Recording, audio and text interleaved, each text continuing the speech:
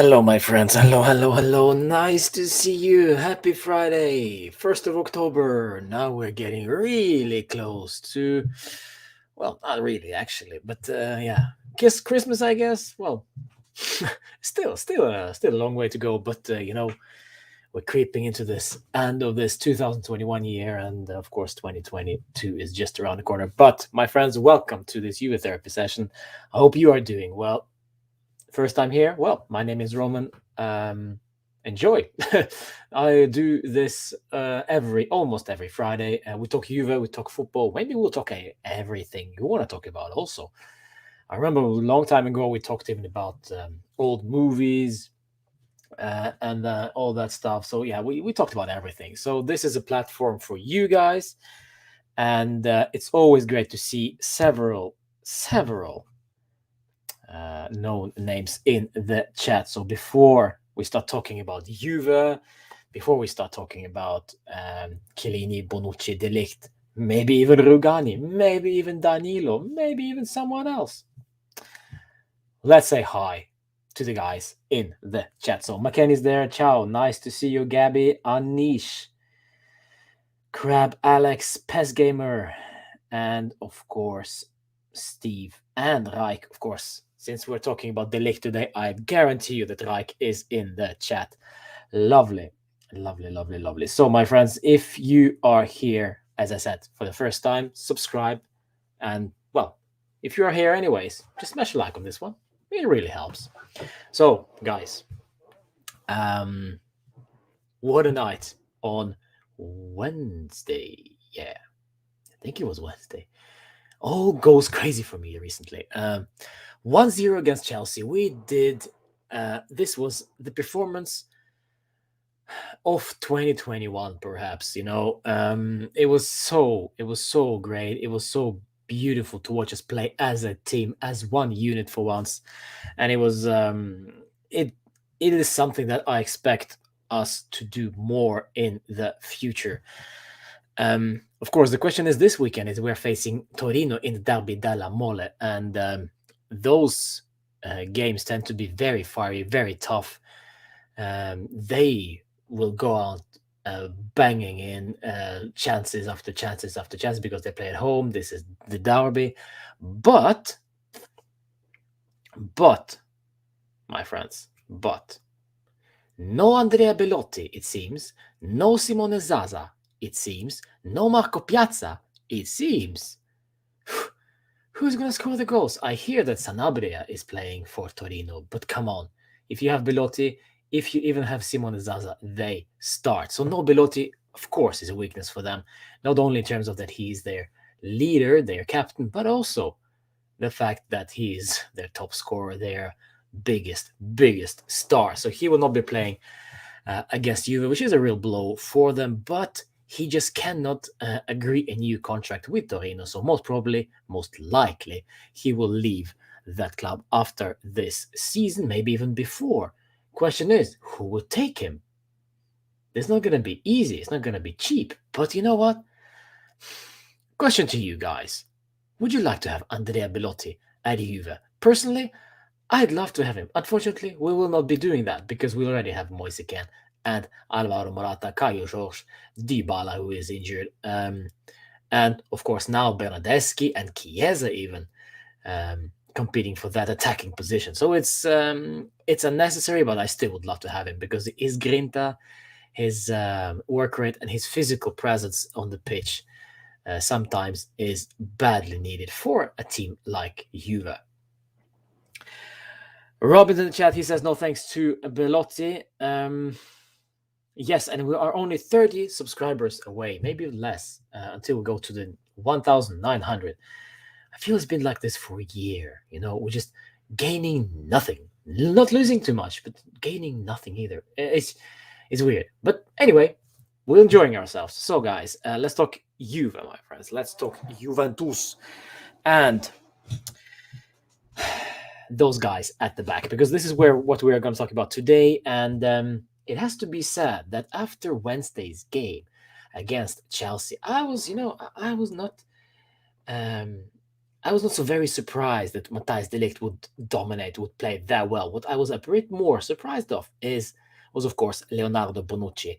He was more or less flawless uh, against Lukaku, against Kai Havertz, and so on and so on. And this is something to be admired because we kept talking, kept saying that Bonucci cannot play well when Chiellini isn't next to him, keeping him in tabs, keeping control on him. They talk together, they communicate well, they know each other so well, they know probably each other better than they know their wives. It's just, it's very, very, very interesting how he suddenly. This was probably the best game Bonucci ever had for Juve. As far as I can remember, I may be mistaken. If you have any other suggestions, when did Bonucci play that well? I can't honestly remember. Probably maybe in the early days of Conte and Allegri era. Maybe there was 1 or 2 or 3 games, but it's been an overall pretty solid, okay performances from Bonucci. Some meltdowns here and there, but this one, I'm not talking about Italy. I'm just talking about Juve now.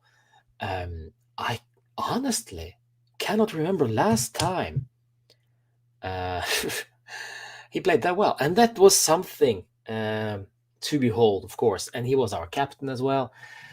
So what I want to do today, my friends, is I want to first figure out what the strengths are for Chiellini, for Bonucci, for and for Matthijs de Ligt. And if Daniele Rugani has some strengths, please let me know. And we'll try to be serious today, my friends. We'll try. That, we kind of have to try because he's our fourth choice, maybe even fifth choice after Danilo, for all I care. But Juventus Milan 09-10 season from McKennie.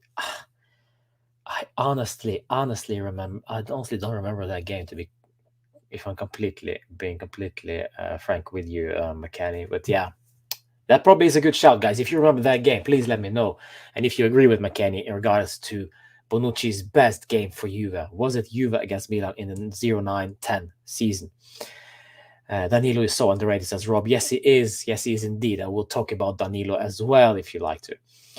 Yes, please, guys, subscribe also to Anish's channel. I'm not sure the content. Probably it's gaming. Anish, please subscribe. I mean, promote your channel for once. This is probably the only time I'll accept someone to promote their own channel. So, Anish, just write it in the chat. Why should people subscribe to your channel? And probably they will, because these lovely brats in the chat will probably help you out. Sure. So, let's start with Giorgio Chiellini, because Giorgio Chiellini is like a very simple player to list out his strengths and also his weaknesses. And towards the end of this stream, of course, maybe in about half hour or so, we'll kind of round this up. Who has the most strengths and most weaknesses? And also, and this is very, very important, when do those strengths apply against which sides and in which games? Because I'll say straight away, this is not an answer. If you're looking for the answer, who will be the best 2 center-backs for Juve, there will not be a constant answer. Sometimes it will be Bonucci Chiellini, sometimes it will be De Ligt Chiellini, sometimes it will be Chiellini De Ligt, or maybe even Rugani will slide in there somewhere. We just don't know. We just don't know, and this is why it's so good to have several options. The only problem with that is if De Ligt is being kept on the bench, his agent, Mino Raiola, of course, will start crying, as he already done. And I don't know. That's it. That could be very difficult, to keep a player of that stature on the bench for so long.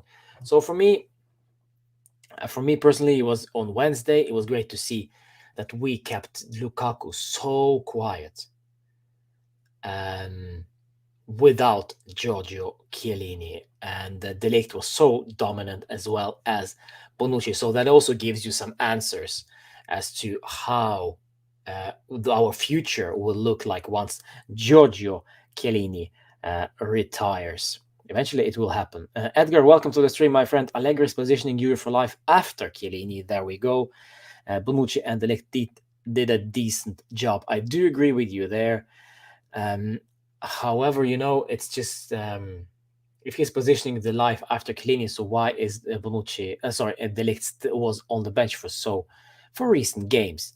So I think there will be a balance, and I think this is why Chiellini signed his contract extension, knowing that he will not be playing every single game. Otherwise, if he plays every single game, he'll probably more or less be injured. And that is not good not good for anybody to get injured, maybe apart from Aaron Ramsey because he loves it so much.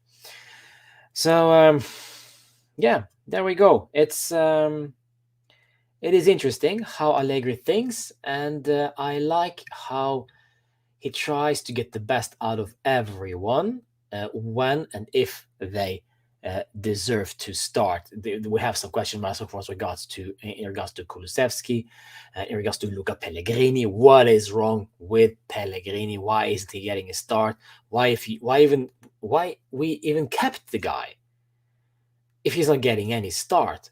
A real shame for him. A real shame for Lugani. I do not understand why Lugani is being brought back when he doesn't start, never starts. And maybe the only explanation for Lugani is that he doesn't play because he doesn't want to play. He is scared. He is pissing his pants every time he plays a game. So maybe that's why. Yeah. Maybe that's why. So, De Ligt had a lot of minutes though, and maybe top 3 in terms of playing time this season, says Crab. Yeah, that is also a point. I give that one to you, my friend Crab. Yes. Bonucci plus De Ligt basically have been the starters these past seasons. Chiellini can rotate with Bonucci when he needs rest, which is what is happening tomorrow. Yes, the rumors are for tomorrow's game already that Bonucci is rested and Chiellini and De Ligt will start in the center of the defense. Question is, who will create going forward? Who will be the vice Bonucci? Who will take that role? I think it will be De Ligt. But if you remember correctly, last season with Pirlo, of course, it's a different story. When De Ligt and Chiellini tried to create something from the back, it didn't end up very well. So it's a shame. It's a real shame. So, Giorgio Chiellini and his strengths, my friends. First of all, I think Chiellini is an undisputable smartass. I think he loves the tactical battle. I think he loves the physical battle as well. I think he loves a tackle. I think he loves the tackle. I know he does. And he is also a player who,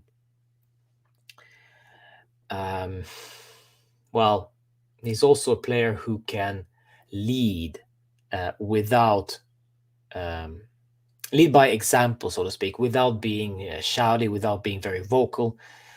This can also be a weakness because I love my leaders to be vocal and shout and scream and give out instructions.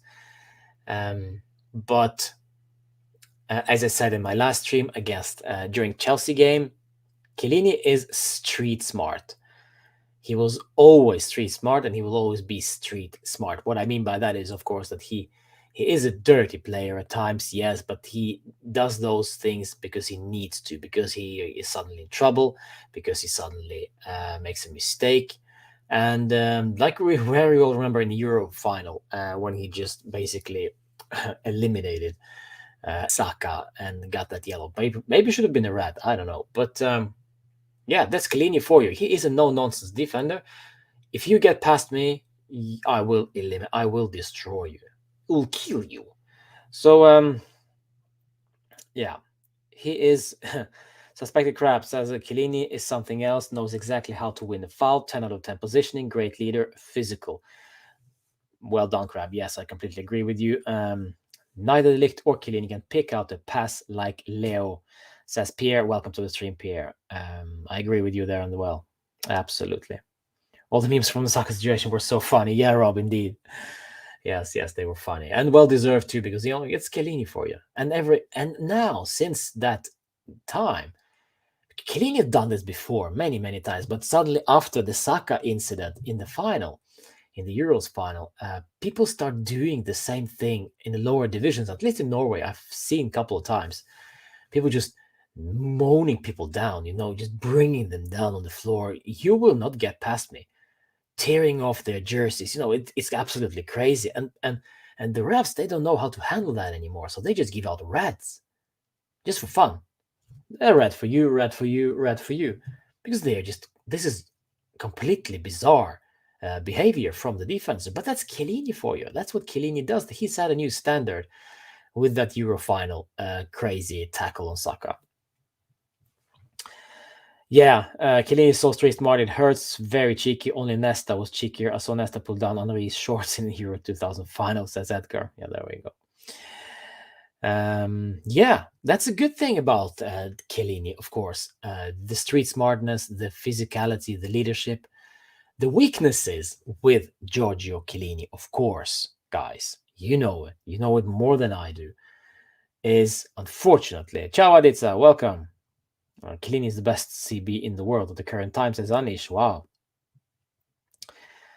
I'm not sure, but he is one of the best all-time defenders per. That is without question. Of course, that could be said. Who has ever played the game? Who is the best CB of all time? And of course, there will be a lot of comments in the chat now. Who is the best CB in the world? And people will go Beckenbauer. People will go Hierro. Piol, Nesta, Maldini. Chiellini is way up there, guys. We just don't know what we have until we don't have it anymore. Chiellini is, smart, world-class defender, and unfortunately, still hasn't won the Champions League. It's a real shame. It's a real shame. Maldini, Nesta, Chiellini from Anish. Yeah, there we go.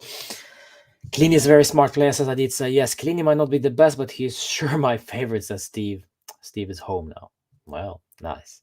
Welcome, Steve. Thank you for joining. As always, I'm the best CB in the world, to be honest. Well, Rob, if you are the best, I really want to see you play at the high level. But man, maybe they haven't just picked you up yet. Maybe you should call Mino Raiola and let him know that you are available, because I think you are. I mean, if you recall you packing your bags today. There we go. All right. So Chiellini's weaknesses, of course, that he is injury prone. And at that age, of course, he is to be expected. I think the weaknesses in regards to that is that he just, he is he rushes that, because I remember not so long ago he was injured many times just because there was a recurring injury. He was out for 2 weeks, then comes back, plays 10 minutes, and then the same injury, and then the relapse. So that was a bad thing with Chiellini back then. He was just not able to rehabilitate, to take his time. That can also be blamed on the medical staff, of course. So yeah, it is what it is with Chiellini. But also, I have to say that Chiellini is not the greatest with the ball at his feet in terms of creativity, in terms of going forward. I think actually Chiellini struggles with it when he gets nervous. He is a no-nonsense defender. He just clears the ball away. He does not wait for something to happen. No, he just clears it. But I wouldn't say that he is bad with the ball either. Awful. I think he is okay, but that's not one of his strengths. That's for sure. So yeah, there we go. And this day and age, it should be a weakness. If you're not good with the ball, this is a weakness. because ball playing is the future of the football. Baresi was a beast. To be honest, all Italian defenders are beasts, says Anish. Yeah, Rugani is Italian. Yes, he is. Yes, he is. One question for Roman: who is your all-time favorite Juventus player? You know who it is. I'm not gonna name him, because if I name him, a certain someone will straight jump into the chat and bash that particular player.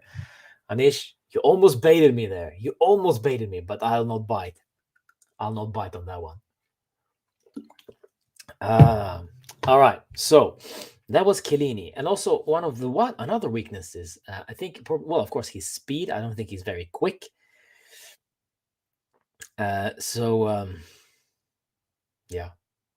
that's it. I think I can't think. If you guys can think of anybody else, yes, exactly, Anish. He's more than welcome to comment it, but I'll not comment back because I've had my say regarding that matter. I don't know where he is, by the way. But if you can think of any other weaknesses in regards of Chiellini, let me know, because or strengths. It will be a real shame when he retires, because I don't think those kind of players that they are that big, that great. You just can't replace them. Like Cristiano, it's got to be said.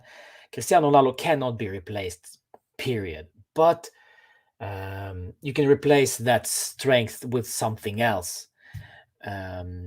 Maybe unit collective by the team. So basically, the team plays more as a unit without Cristiano, but then with Cristiano they had goals.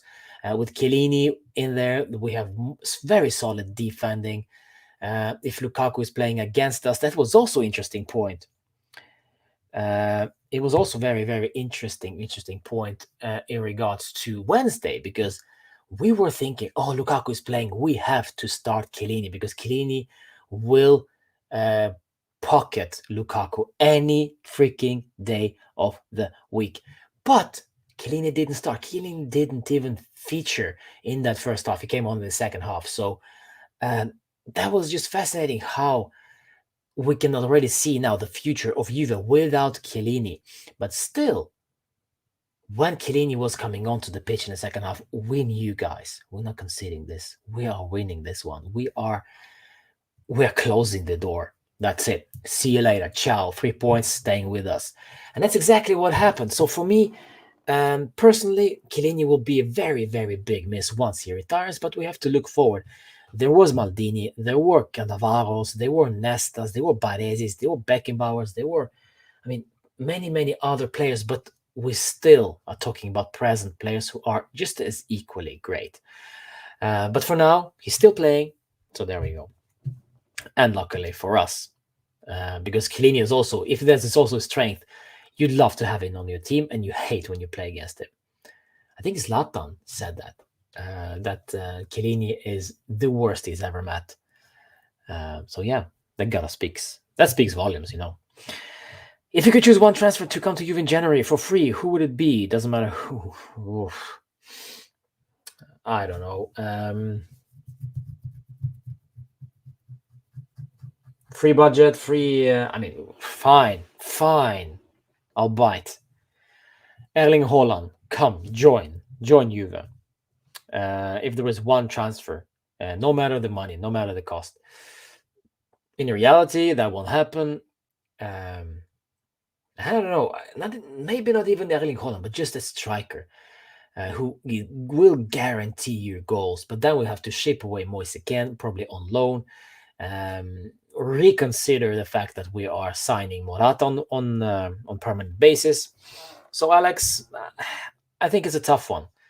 We also probably gonna need a midfielder at some point during the very, very not so very distant future. So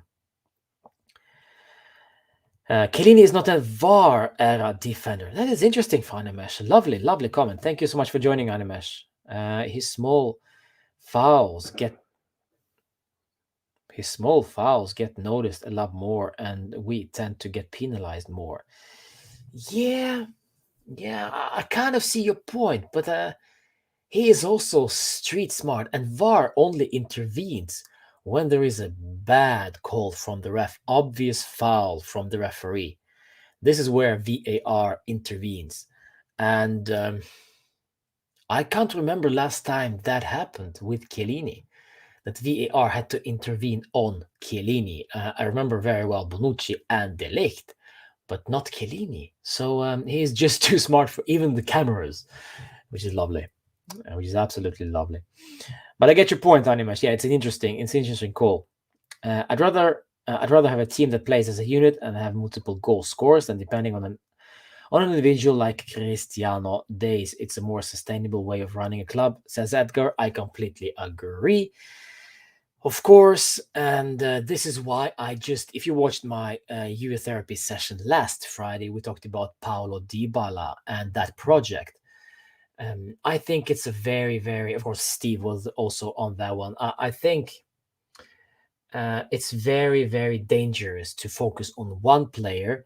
It gets us, we will be very dependent on that particular player. And of course, the fact that that is a very offensive, I mean, it's a very, very important player, offensive player. It's just very easy to take him out of the equation. So I am very much for a unit, as you are, Edgar, well, rather than focusing on one player like Chiesa, like Dybala, Cristiano. It works, but it didn't work for us.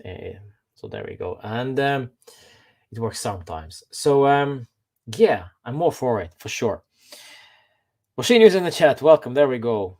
People were missing you. People were wondering what happened to you. Yes, yes, yes, yes, yes, yes. People care. Actually, we care about each other, Boshinho. Yes, we do. I would love to see the face on Boshinho's. I would love to see the face of Boshinho while he wrote. You were talking about me. He was like, "You were talking about me, really?" I love it. I love it. Yeah, thank you. Thank you so much for joining, Boshinho. Enjoy. It's not you style to be the wrong one person. That is not, and this is why we failed on the pitch with Cristiano there, unfortunately. So that's a very good point from Steve. Yeah, we just not built that way. And maybe that's why we did so well against Chelsea, because we did not play as a one-man team. We played as a unit, which was collective, a very great strength collectively. How are my feelings about Chelsea performance? I'm very, very happy how we played once again as a unit defensively, much more much more. You could see that was planned. You could see that there was some tactics behind that move. Empoli was a complete mess. Milan was very destructive, was very defensive, and very strange second half. So we saw weaknesses in those games. But with Chelsea, even though we were defensive, also based on how many players we had available, this turned out to be great. And I also tweeted it earlier. It was like, it's when we are on the brink of breaking down or have so much trouble, when we have so many injuries just pile up. This is when Allegri pulls up an absolute masterclass, and that's exactly what happened on Wednesday. So it was just lovely. It was just lovely. Dybala isn't even good enough to have a team built around him, in my opinion, says Pierre. Depends on the level of the team and his form of the day, says Steve. Now, there we go. Yeah. All right. So guys, that was Chiellini. We talked about his weaknesses, his strengths. Let's talk about Bonucci, because Bonucci is also very, very interesting, even more interesting player than Chiellini, because Chiellini is a very simple man to analyze. But with Bonucci, there are still some fans out there who cannot forgive him for leaving to Milan. But then he came back, and of course, I am still struggling. I am struggling with the fact that he was celebrating uh, at the J Stadium when he scored against us while playing for Milan. I still can't think around that. But yeah, well, this is done. It's in the past. Now we move on. He has played for us for several seasons now after returning from Milan. So I think, you know, I think we should just move on. So that's what we're doing, and he definitely moved on. Ciao, Irish Macbeth. Welcome to the stream. So Leonardo Bonucci. For me, he was one of the MVPs on Wednesday alongside Chiesa. But Bonucci's way of playing is very much focused on his offensively productive qualities like passing, ball control. But we rarely mention him, um, his defensive duties. You know, he kind of always in the shadow of Chiellini or Ligt or whoever. But on Wednesday, he kind of came to life defensively. I think his positioning is absolutely brilliant. I think it was on Wednesday at least. His interception, he reads the game so well. Probably one of the best players to do so, not only in Italy but in Europe. That fascinates me. We always, me included, I tend to forget that when I watch Juve games. What we miss with Bonucci. It will be interesting to see tomorrow, by the way, because Bonucci is will be rested, it seems, tomorrow. So we'll see what happens when he isn't there. His long balls were great. Now, not that often anymore. Maybe because there are no runs from the deep. Maybe because of those lack of the runs, basically. Yes, but I don't see them that much anymore. But I think his clear strengths is positioning and interception, and also probably leadership. Even though this is a little different kind of leadership, I bashed Bonucci uh, before because he isn't exactly great at the vocal stuff, but I think he improved. At least on Wednesday, I thought he improved immensely. I think he was vocal. I think he was active and proactive as well. So I love Bonucci on Wednesday. Seriously. When Bonucci is motivated, he's a great defender and a leader. Yeah, I'm not sure why wouldn't he be motivated. Actually, you freaking play for you. Versus Chelsea was the first time I saw Bonucci as the chief of defense. He was always the younger defender to Chiellini, says Max. I agree. Even near the Ligt, he looked inexperienced, but this time it was great. He took the role he was supposed to take. That is a very interesting and very important point from Max. Love it, by the way. Hi, welcome to the chat. Yes, I completely agree.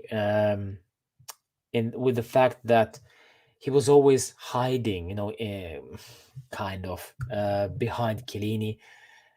Because Chiellini was such a dominant player. But we tend to forget, me included, his positioning, his interception skills, how good he is with the ball at his feet most of the time. Yeah. So I think we need to focus on Bonucci in the future. My suggestion is just we should focus on Bonucci's defending a bit more, how he positions himself. When the offside traps are set, who is actually running them? Is it Bonucci or is it Chiellini? Maybe De Ligt. I think Bonucci is flawless at that one, particularly. So yeah, I'll keep an extra eye on Bonucci in the future. Ciao, Football Films. Welcome to the stream. Yeah, and we had a small chat on the Daily Football Madness live stream. Yeah, earlier today, so it was great. Bonucci's first decent performance alongside with De Ligt. Firstly seen the leader for the Dutch. Yeah. More than decent, I'd say. I think it was excellent. Bonucci hired a sports psychologist to torture him in his basement. Yeah, I mean, I don't care what he does. If there's his children who are torturing him, maybe his wife makes him sleep outside. I don't care what happens off the pitch for Bonucci, but it clearly works. And well, In the summer, also something really happened. Him and Chiellini were more or less flawless throughout the whole competition, which is crazy. But weaknesses. We have to talk about weaknesses for Bonucci as well, because we have our weaknesses. Everyone has it. But before, we just have to give a look in the chat. I see Irish Macbeth saying that Rabiot would be amazing if he didn't act like Sunday League games where as soon as you are advanced of the ball while defending, you just stop playing. Yeah, he's not exactly the greatest one at attacking. And yes, you can bash him, guys, all you can in regards to that first half nonsense. He just gave the ball away when we were on the break 2-1, and he basically scuffed it. Yeah, I remember that one. And yeah, it hasn't been exactly the great start to the season for Rabiot, but I still think he's a very, very good player. Unfortunately, now he seems to be struggling, and that's fine. We just can't,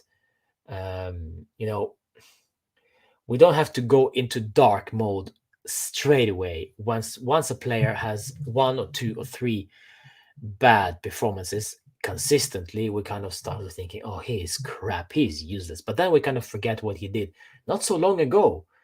He was probably one of our best midfielders last season. That's not saying much about the midfield. But people can have down. They can be bad in form, slightly injured, perhaps. It gets more. I get more worried if that happens over several months, and we just cannot find consistency even several seasons. For example, Bernardeschi. Bernardeschi was okay for me personally against Chelsea on Wednesday, but people all over social media are in love with him suddenly. Oh, let's try him again at false nine, deep lying attacker forward. But then again, he plays crap the next game. So it's the consistency that I'm talking about, both good and bad. But yes, I agree with you guys. He did not. He had a bad game against Chelsea. I'm talking about Rabiot, of course. I actually think he's good. It's purely a mental thing that can be fixed, says Irish Macbeth. Like he is one of our best in the mid for me, Rabiot. I agree with Allegri on Rabiot. Rabiot should be angry he isn't taking advantage of his potential. He can score goals. Yeah. Would you sell Chiesa to Barcelona? We will give you Umtiti, Lenglet, Luke de Jong, Sergio Roberto, and Ronald Koeman swap deal. Yeah, football films, we'll take it. We'll take it. Yeah, sure. Sure. If it were FIFA, we're not doing that deal. You know it. Remember Bonucci 2010, 2013? He was a bot, not a player. Yeah. I don't remember much from those days. It began to be long ago. But yeah, he improves with age, let's so to speak. Bernard's great when he's the only option we have at the given moment. If you give him a proper chance, he fluffs it. All right, so what are we talking about? Bonucci, yes, Bonucci weaknesses. Well, defending, first and foremost, I think one-on-one defending is not great from Bonucci. I think he struggles with that one. We kept bashing the guy on his ass defending a couple of seasons ago, 2 seasons ago, maybe even last season, that Bonucci simply cannot defend when a technical player comes against him with the ball on the floor, and the speed is not exactly the quickest one either. So in that sense, he's not the great, the typical old school defender. The tackling, the muscle man. He is not that guy. But then again, I said it as his strengths, the positioning and interception in terms of off the ball. But when there is a player one-on-one against him, he struggles. I see him struggling. So that is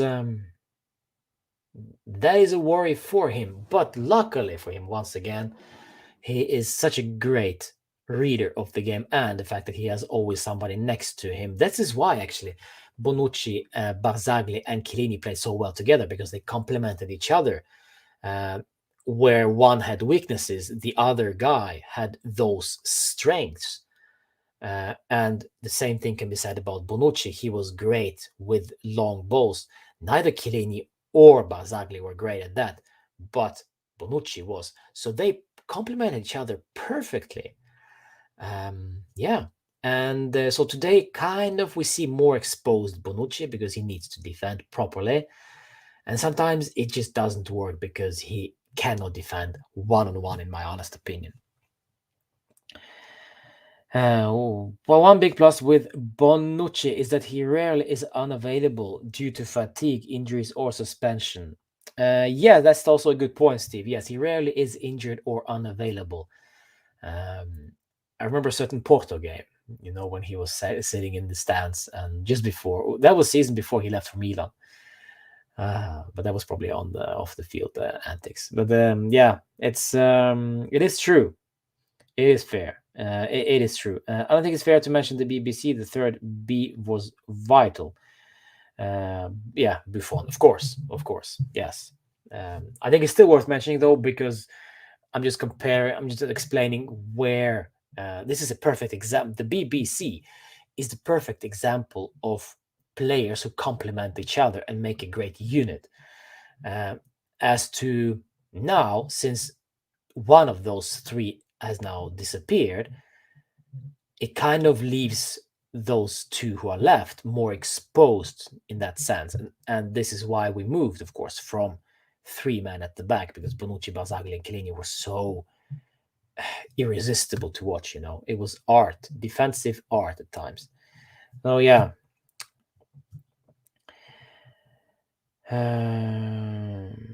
Yeah, you guys talking about Bernardeschi, that's fine. We go to Bonucci's weaknesses. If you have any more weaknesses, by the way, or strengths for Bonucci, let me know in the chat. And also don't forget to smash a like on this one, and also subscribe if you haven't, please. But Buffon coaching / organizing was so important part. Yes, it was. Yes, it was indeed. Yes, and also, I think Buffon being at the back and knowing those three guys also kind of helped the whole unit as well. They didn't have to talk so much, maybe because they knew so much about each other. And with Buffon in there, if trouble, he would speak his mind because again, they knew each other so well. They were comfortable. They knew how to push each other's buttons and which button to push in order to get things working. So that was great times. Unfortunately, it's Wojciech Szczesny now with defense who was still trying to find out who is the best and the continuum, which we will probably not find out this season. Maybe next season. We'll see. Predictions for the Nations League. Do you think Italy will? You know what? Nations League is nonsense for me. I don't care. I only want World Cup and the Euros. The rest can shove it. The Nations League, the friendlies. I don't know if there are friendlies anymore. It's just, I don't need that crap. Just stick it to the simple things. And Nations League, yeah, I get it. They kind of use it to prepare for those huge tournaments, but I just don't fancy it. I can't get involved in that. So, and that leaves to the last person who plays in the center of the defense. I'm not talking about Rugani, not yet. It is, of course, Matthijs de Ligt. His strengths and his weaknesses. Let me know in the chat. What do you think de Ligt's strengths are? For me, before we look in the chat, of course, seems like he's really deeper in the hole now, harder to get out. Crab, that comment can be, yeah. If you have a dirty mind, you'll get that comment. Crab. I thought you were a decent person. That's a nasty comment. I love it.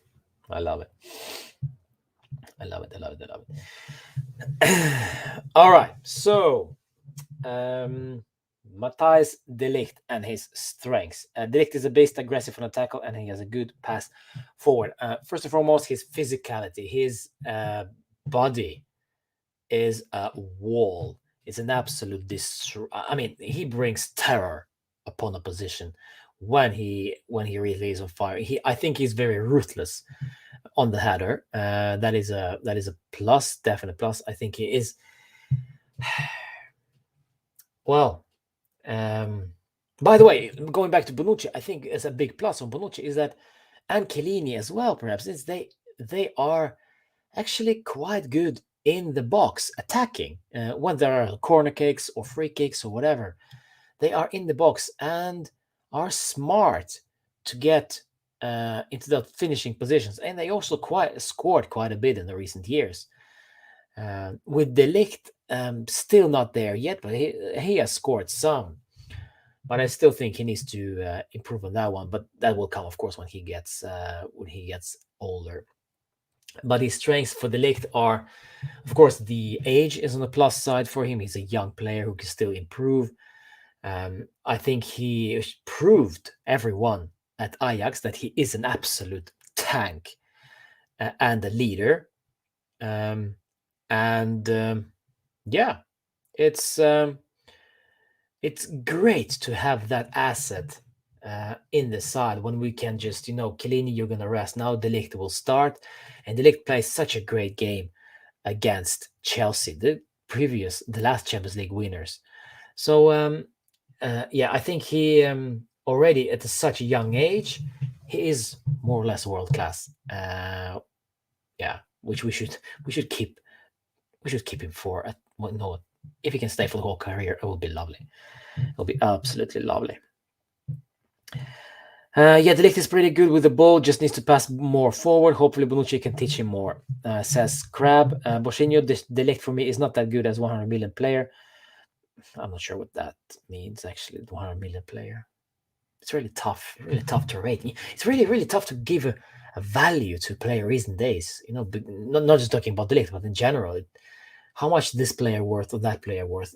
COVID kind of destroyed every value of a player. It's not about what this player actually, what is his price, what is his price tag, but how much is that particular club willing to pay for that kind of player, and how much that player is important to the club which he plays for.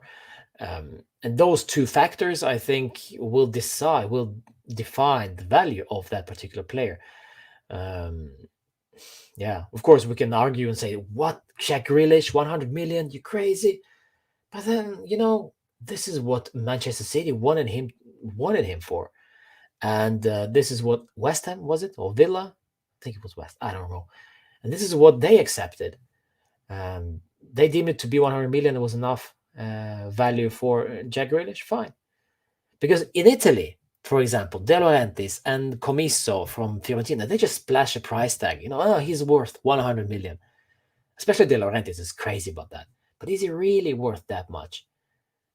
This is why I find it fascinating. The Transfer Markt website, they just value players based on what. Interesting. But anyway. Ciao, Mirgan. Welcome. De Ligt is one of the best. There is a real beast. Yeah. I mean, sure. I completely agree. And he will get better with age, as someone says. Yeah, Steve. I think he'll be the best in CB in the world in a few years, says Crab. Yes, that could very well be, as long as he plays and hopefully stays at Juve. This is why De Ligt came to Juve, because he wanted to learn from the best. And Chiellini and Bonucci arguably are the best in that game, the defensive game. So yeah, but back to strengths of De Ligt. What are his actual strengths? It is actually very hard to point at, because he's so great at almost everything. But so there are no particular qualities that make him, so great, so world class. It's just everything about him oozes world class. but there's no particular one skill that does it.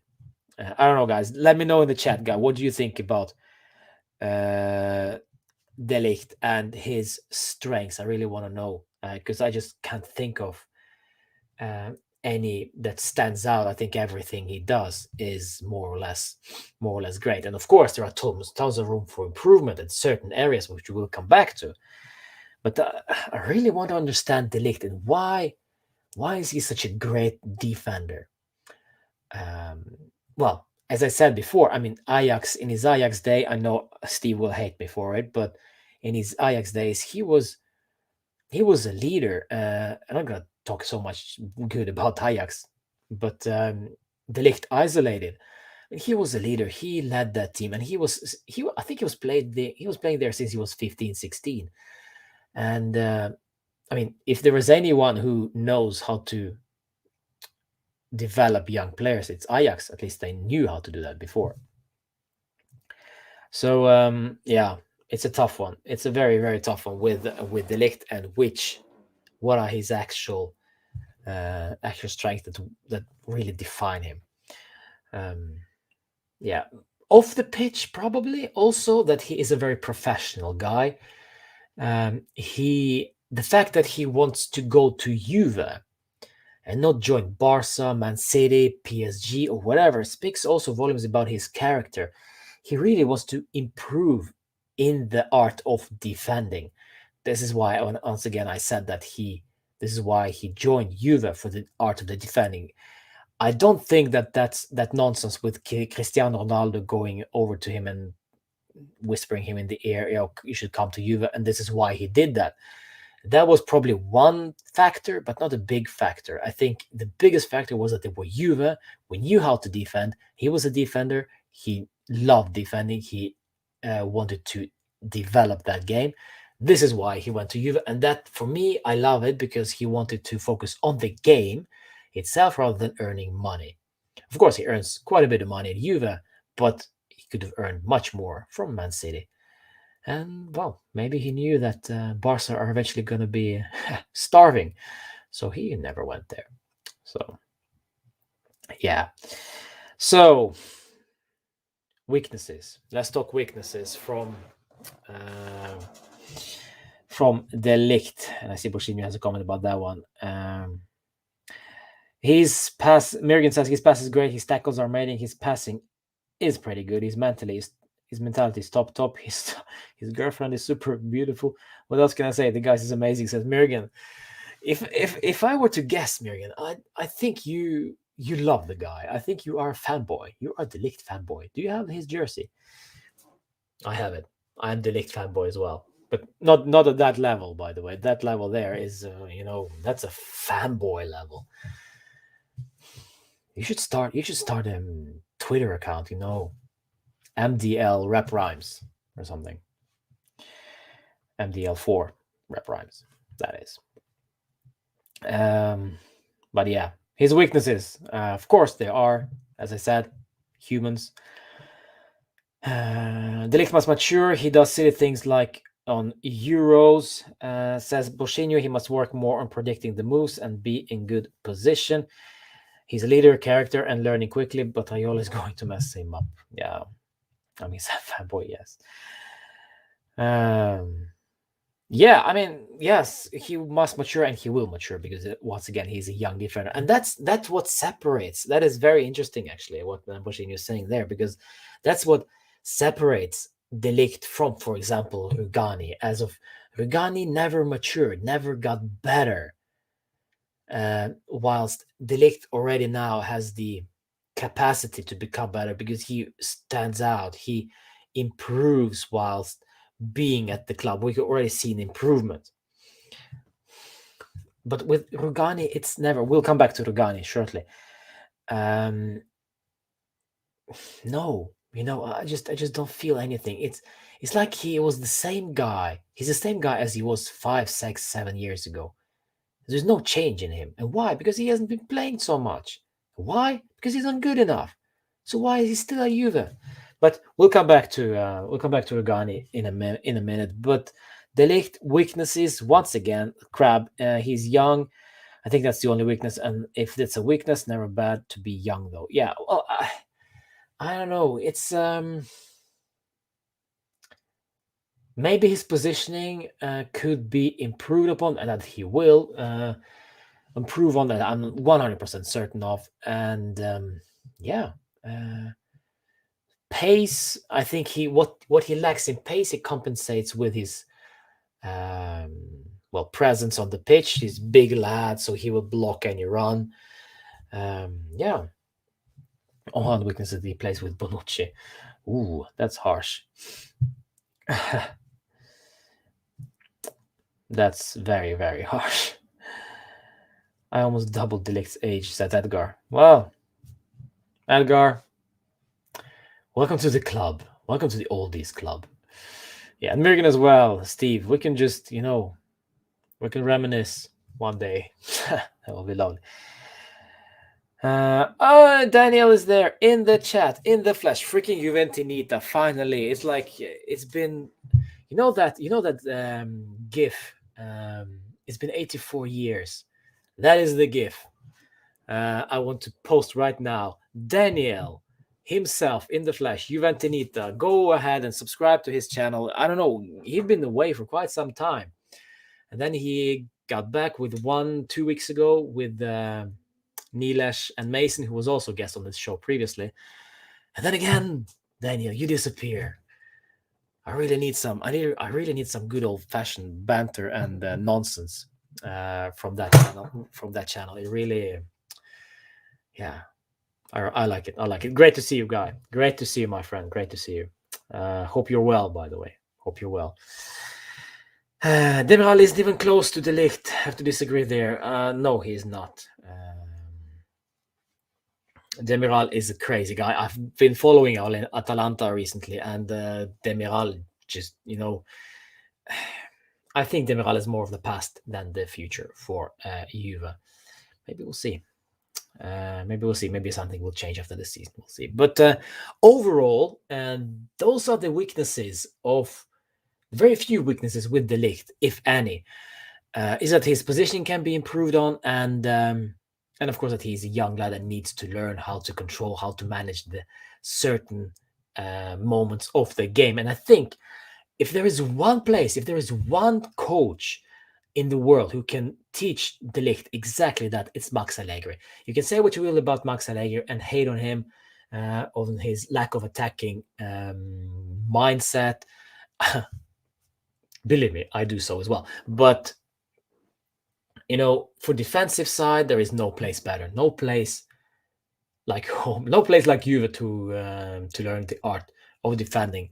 So he should thank Allegri that he actually joined, because now it's not only Chiellini and Bonucci there. Well, freaking Allegri will teach him how to defend properly and position himself. He will be just like his suspected crab said earlier. He will become the best CB in the world in just a couple of years, no question. And Ballon d'Or is not that far away. That would be something, huh? That would be freaking something. So that leaves us, guys. That leaves us with, of course, Chiellini, Bonucci, De Ligt, but also the three amigos, as the thumbnail says. Yeah.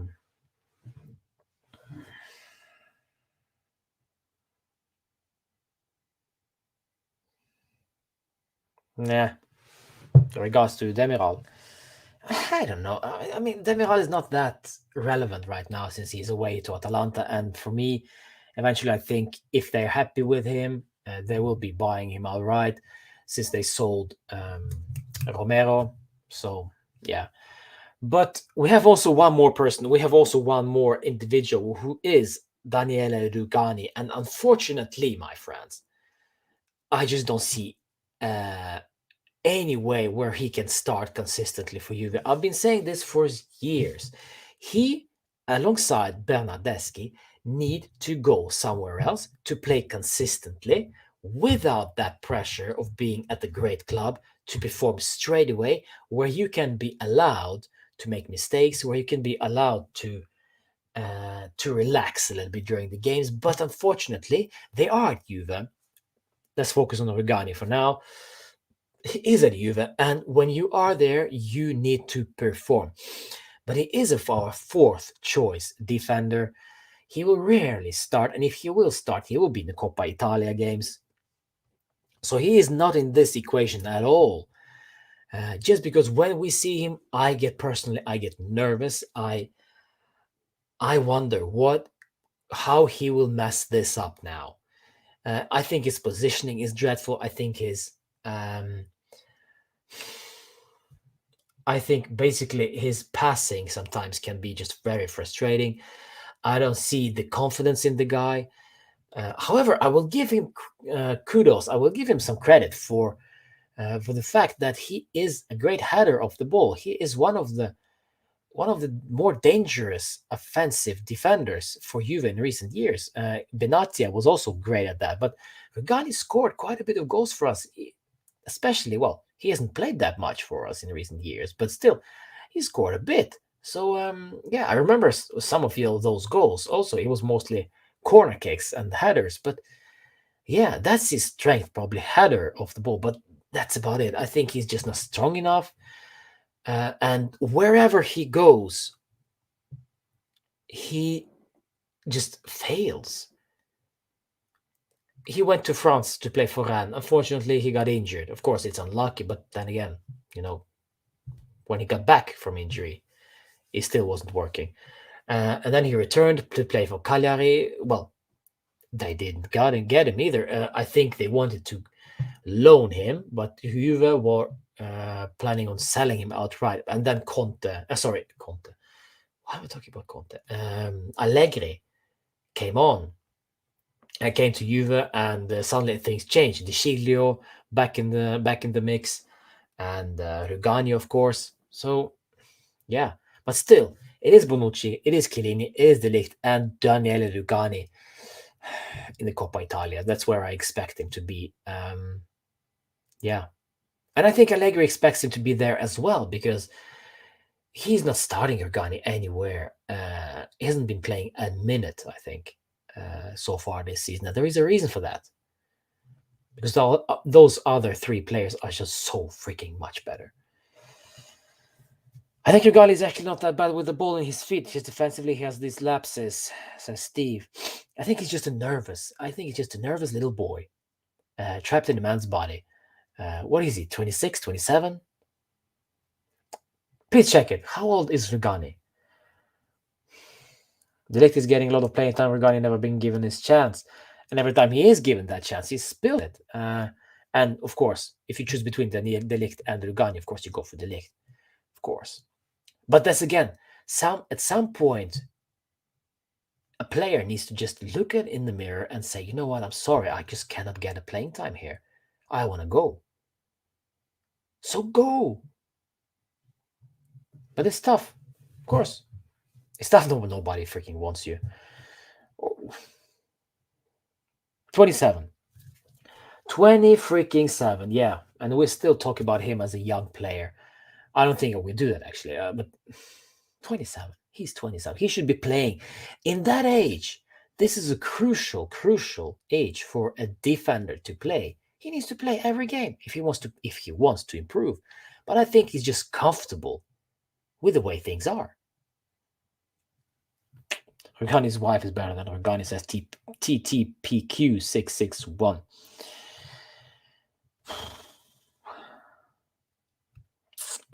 When Bonucci left in 2018, we should send Rugani as a starting centre back. Ooh. Not Benatia. It would be more beneficial for his talent grown. Yes, it would be, but he wasn't, just because he wasn't good enough. And we just cannot play them to grow. And that is also another point.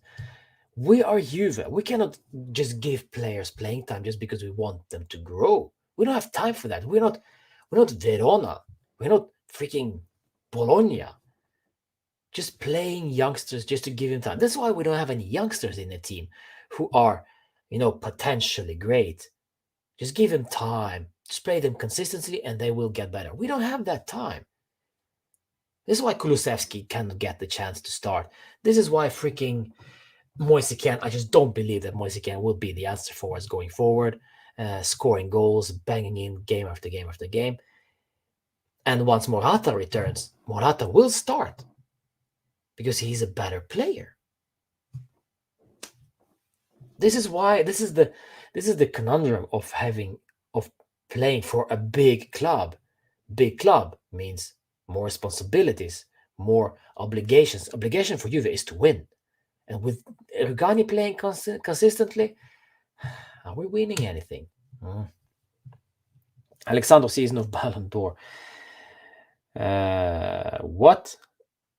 I think it's too early to talk about Ballon d'Or for Alexander, but yeah, he got so much hate the recent years. So yeah, just give him the Ballon d'Or. I agree with you, Daniel.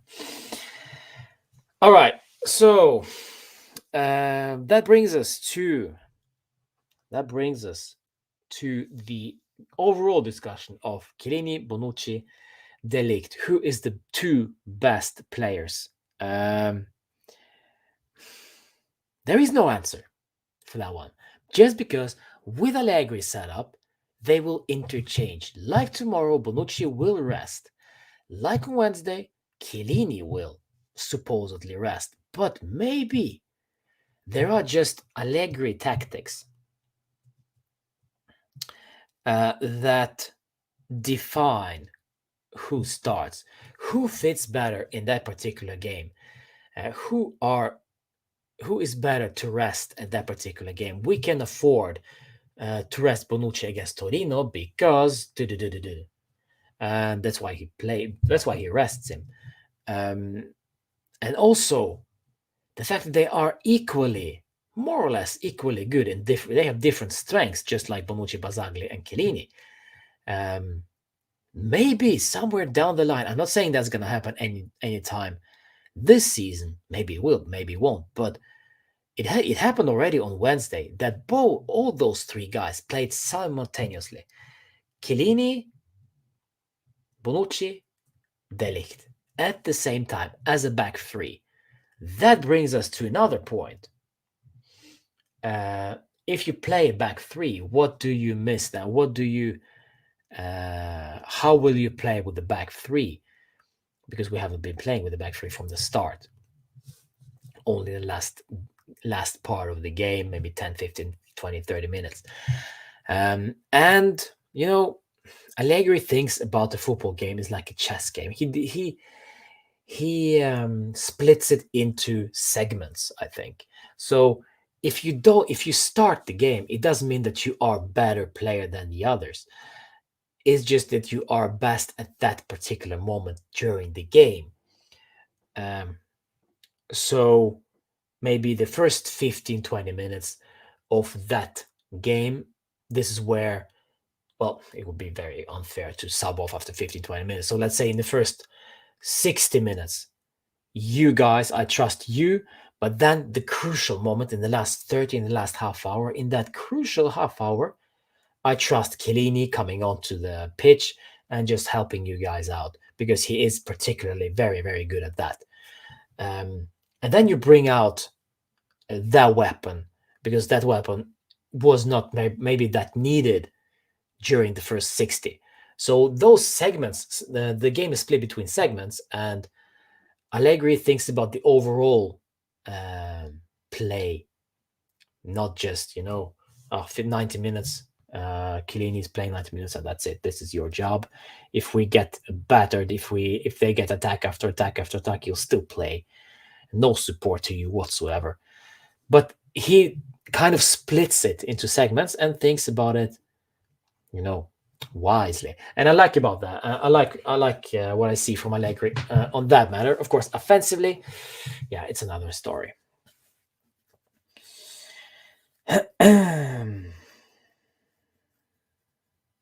Can we truly say that the second half let-ups are over? No, no, Daniel, we cannot. We cannot. I will never trust.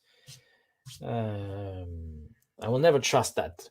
Just because there was only one game. It was only one game against Chelsea. It was the best I've seen this season from our unit, and it's probably the first time we were playing as a unit. But will we be scared after scoring first? Yes, we will do that again. If we score first against Torino tomorrow, once again, I think we will sit back and we'll be trying to nullify them and try to, uh, you know, minimize their chances going forward by sitting back. But then again, individual errors make mistakes, and suddenly it's 1-1. Suddenly it's 2-1, like it was against Spezia. So this is what I don't like with that kind of game, because it just makes us so unpredictable in terms of defending quality. Sometimes we just crap. By the way, how good is Allegri that won against the champions of Europe? Yeah, sure. I agree, Mergen. Yeah, he was great. We should put the Ligt next to whoever is weaker on the day and Bonnie next to the stronger one. Interesting point, Steve. Yes. I think what you're trying to say is that there is a game plan. That is my point. Yes, thank you, Max. But some people don't see that. There is only hate towards the defensive structure, but it is, first of all, it is what you have that you have to work with. We had no Dybala, no Morata. So, of course, when you field the side like we did, of course, defense first, play to our strengths. And if you look at our lineup, if you look at our squad, we have quite a lot of players who can create a defensive unit, but we struggle going forward. We have barely a midfielder who knows how to attack, which is very, very strange. We have one, but he plays for J Medical FC. The reason Allegri not playing 3 at the back is because he needs one top defender on the bench in case of injury occurs, or, Edgar, or because of that game management. Last half hour, we need to bring on an extra defender who can do the job. This is where Chiellini or Ligt comes in. If you put all 3, no rotation, Allegri was playing Regani. Yes, that is true, Edgar. Another reason is that Allegri wants Chiesa and Quadrado on the pitch at the same time. Yeah. We're talking about the LB right back deciding if Bonni / De Ligt play left or right centrally on the day. I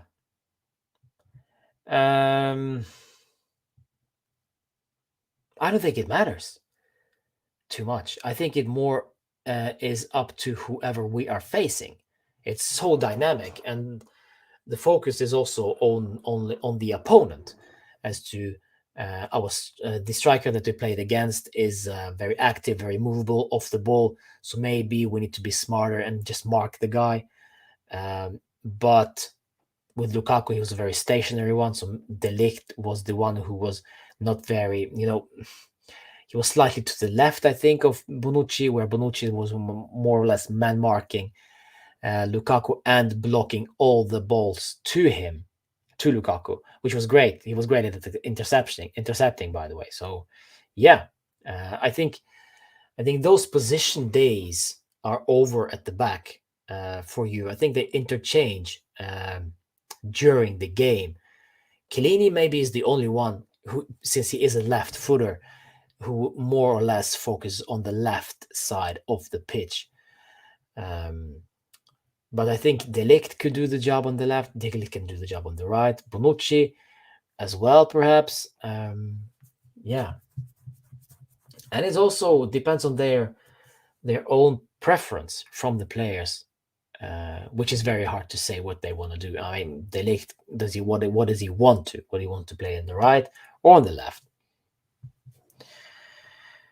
De Ligt should understand Bonucci, Chiellini are kings of CB European champions, play together for 11 years, understand themselves very well. He's not always going to start big games. Yeah. Good point from Rossinho. Yes, and this is why he came to Juve, to learn from these champions. I think the lineup against Chelsea, that lineup. All right. I think the lineup against Chelsea was interesting. Chelsea plays 3-4-3.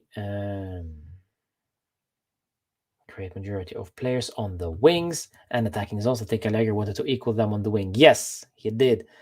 And there was an interesting tactical analysis of that game from one username on Twitter. I don't remember who he was. Explained perfectly well that the game was tactically was already changed by Allegri after 15 minutes. Because he saw that Quadrado was way too offensive and exposing too much space behind him for Danilo to Danilo pissed himself basically because there was too much space in front of him, and that's why Quadrado became more defensive later on in the game. I loved it. I love that thread, by the way, on Twitter. You should check it out. I think I liked it even on Twitter. So anyway, yes. So who are the two best for us? I think if we look at in 2 years' time when Chiellini retires, I really, really hope that De Ligt is still there. Bonucci will also be on the back foot of his career, but still will be good enough to be position street smart, and interception will be still on point. So Bonucci will still be there in the mix with De Ligt, hopefully. Maybe we'll see Romagnoli. Maybe we'll see someone else in the center of the defense. We shall see. But now, present day, very hard to say who is actually two best. Who complement. This is also important. Who complements each other in the best manner? Is it better to play Bonucci Chiellini since they know each other very well, or is it better to play De Ligt Chiellini because De Ligt is the future? It also depends on the opposition, I think. But of course, if you want to go overall, probably Chiellini and Bonucci, just because they played so well together in the last 11, 12 years or so. Yeah. But De Ligt is not far behind. Absolutely not. But say next year, Chiellini starts to get injured again. And this is why Chiellini cannot play every game. And this is why it's important to have three players at least in that position, because Chiellini cannot play every game. He will be injured. He will be tired. The muscles will be fatigued. De Ligt will need to be there. Spot on. And lastly, Bonucci is such a unique player that he will play because he's positive, his offensive qualities are so important for Allegri, for Juve, that he just has to play. Maybe we should look somewhere for, a vice Bonucci at some point, a ball-playing defender. I think Allegri wants to equal them on the wing and in the center of the midfield, and for that, it wasn't to play a striker / other player were needed. I'm not sure if I'm right, but we played 4-5-1. I think we played 5-4-1 sometimes with Chiesa and Bella swapping mid-striker position. Yeah. That was the game plan versus Chelsea, in my view, but maybe I'm overinterpreting it. I don't know. Yeah, it's a good shout, Max. Yes, I think you are more or less spot on. Towards the end of the game, it was more or less 5-4-1 on 5-3-2, perhaps even.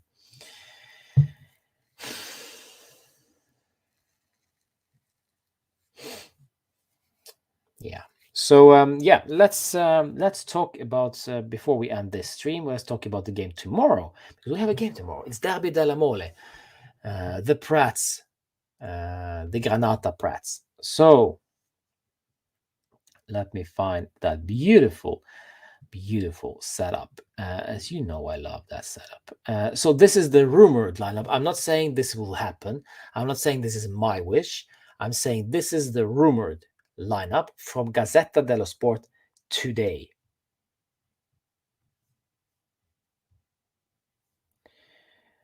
There we go.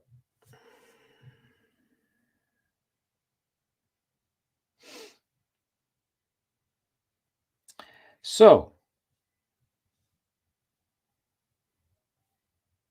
I don't know I don't know if you like it, but according to Gazzetta dello Sport today, Wojciech Szczesny will start in goal tomorrow. Alexandro will play on the left.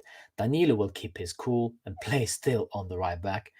Chiellini and De Ligt will start in the center of the defense, which means Leonardo Bonucci will rest. Quadrado will regain his starting position as a right winger-ish. I don't know what he will be. Chiesa will play on the left. That is to be discussed whether he will play on the right or on the left. Locatelli and Bentancur will still play. Bentancur has played a lot, by the way. This is why we need Arthur sooner or later, because we just need to kind of mix and match at times. And Bernardeschi alongside Moise Kean will start tomorrow, according to Gazzetta. Once again, this is just something they think will happen tomorrow. I think, if I'm not mistaken, there was Tutto Sport predicting something else. They were predicting Chiesa, Chiesa, Quadrado, no Bernardeschi. Where is my boy? Where is my boy? There he is. And Rabiot back in the mix. So basically, Chiesa on the left, Ken in the middle, and Quadrado on the right, Bentancur, Locatelli, and Rabiot in the middle. That is the Tutto Sport rumor. Otherwise, the back four and the goalkeeper are the same. So, yeah, but I honestly, what we know so far is that Bonucci will be rested. Moise Kean will start, as well as Wojciech Szczesny. Probably also Chiesa, because without Chiesa, we are, well, average at best offensively.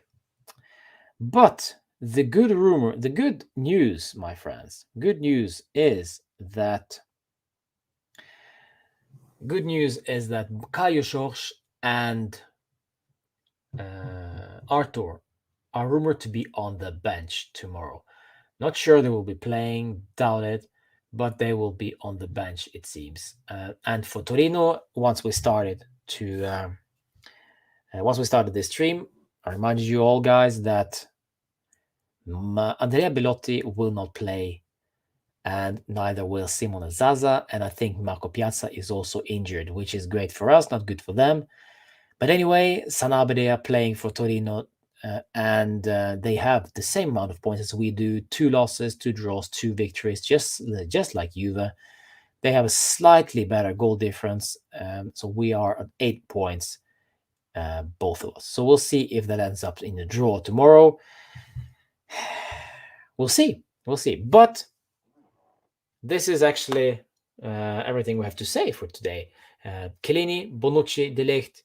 Who do you want? Who you don't want? Really, it's very, very tough thing to discuss, because it's so dynamic as to which opponent do we face at that particular time. And of course, tomorrow, maybe we can afford to rest Bonucci, but then someone else needs to step up with creating, with positioning, with interception, and all that stuff. So De Ligt will have to have another great game against Torino. And as I said before, last season with Pirlo, both Chiellini and De Ligt played with no Bonucci, and it was a complete disaster.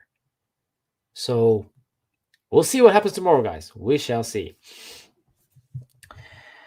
All right, guys.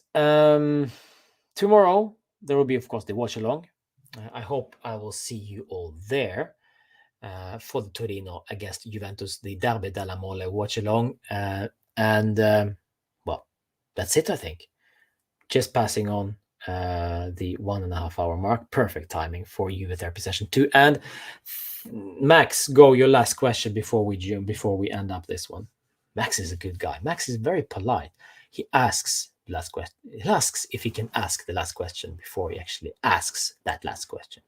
Love it.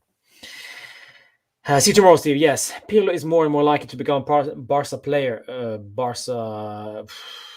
mean Barca manager. I don't think that is a good idea for Pirlo. I think Pirlo needs calm and predictive environment around him. I think he needs also backing from the management. I think he needs to develop himself. And at Barca, you just cannot develop yourself. You need results now, today, with no backing from the management, because they have no money, apparently.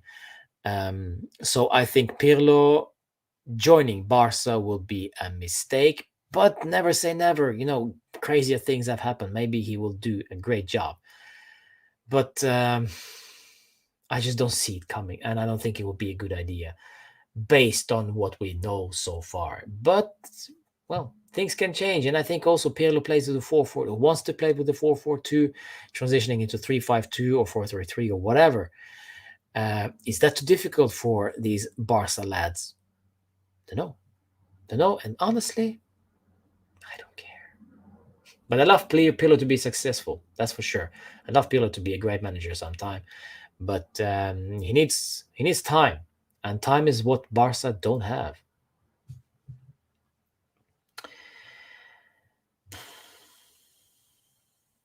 Yeah. All right, guys. Thank you so much for joining once again. Thank you to Max. Boschini, was great to see you once again, and Steve. I think Crab was left already. Crab isn't there anymore. Thank you so much for joining, Crab. Mirgan, always a pleasure when Mirgan arrives in the chat. It's lovely. And Edgar, Rishi was there. Daniel was there as well. Lovely to see Daniel from the Juventinita podcast. And many, many others. So, guys, thank you so much for joining. Enjoy your Friday evening. See you tomorrow for the watch along. Don't forget to smash a like on this one. Please subscribe. Join the Discord server. The links are in the description below. Follow on Instagram, Twitter, wherever, and let's get cooking. And if you have any suggestions on how to get this channel better, drop us a comment in the Discord server. That will be lovely, because we need to get this going. Fino alla fine. Forza Juve. And once again, see you tomorrow. Ciao.